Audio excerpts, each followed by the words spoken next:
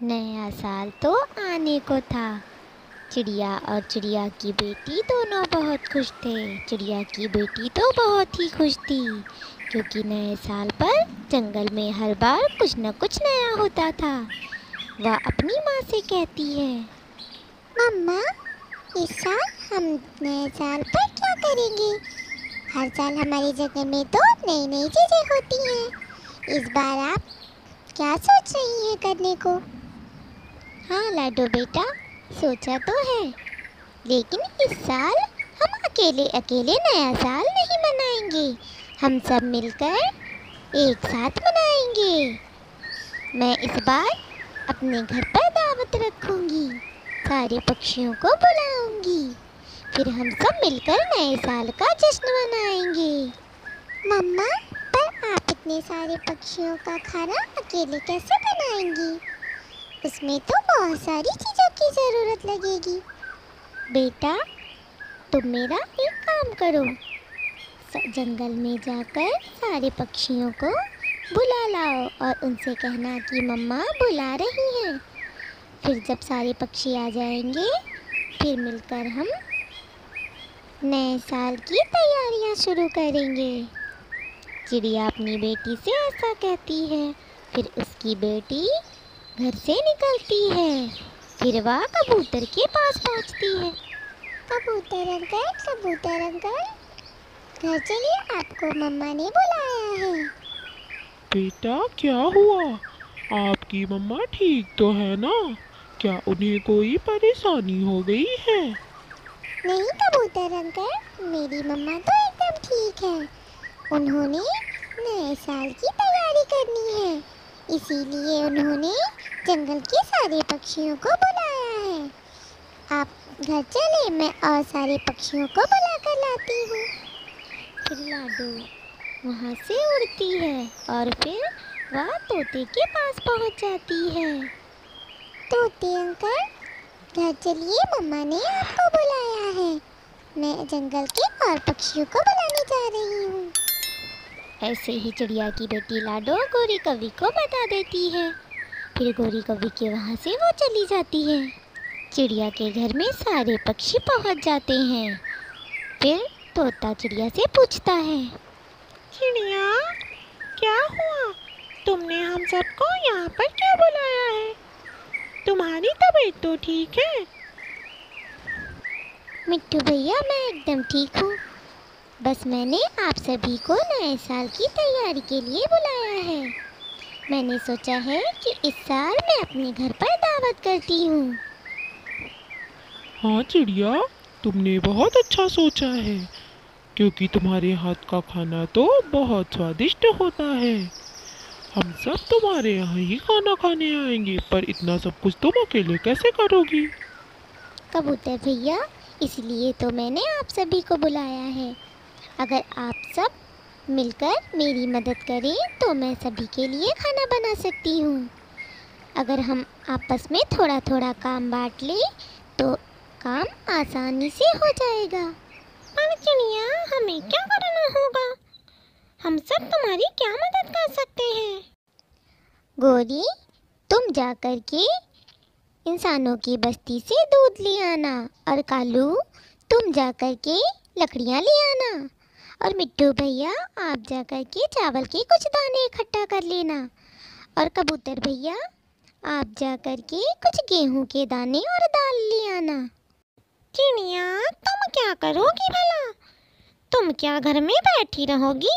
सारे काम तो हम ही सब कर लेंगे, तो तुम क्या करोगी? गोरी, तुम्हें नहीं पता क्या?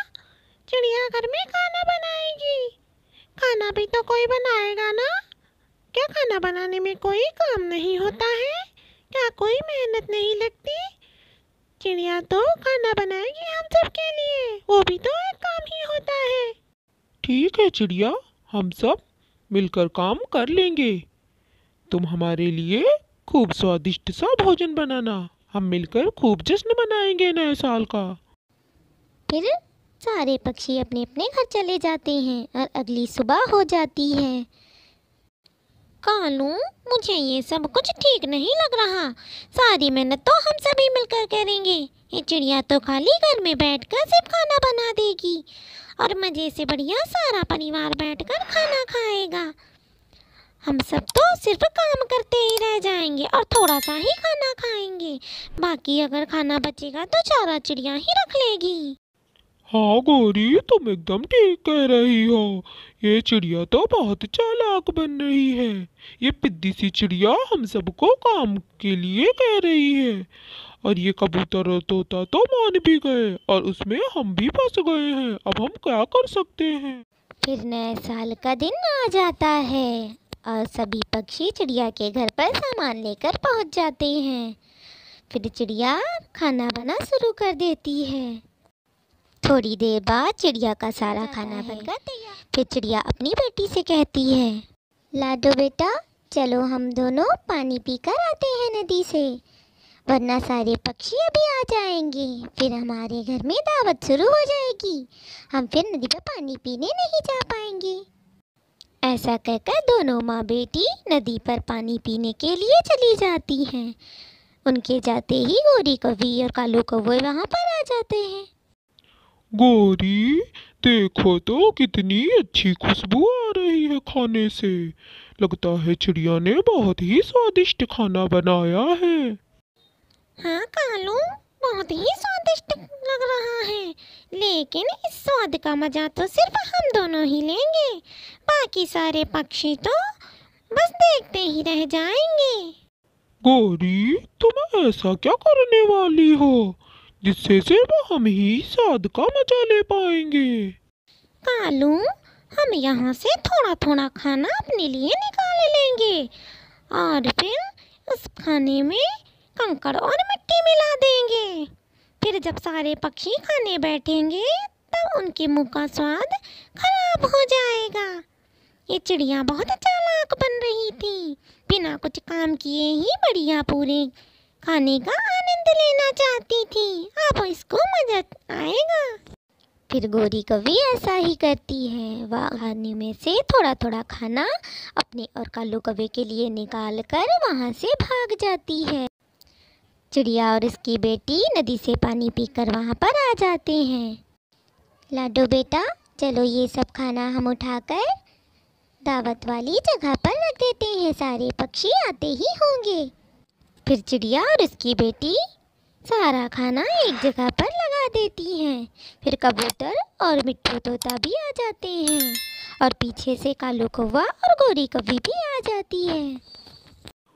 चिड़िया, बहुत अच्छी खुशबू आ रही है। लगता है खाना बहुत ही स्वादिष्ट बना है। चलिए मिट्ठू भैया, कबूतर भैया, गोरी, कालू सब मिलकर खाना शुरू करते हैं।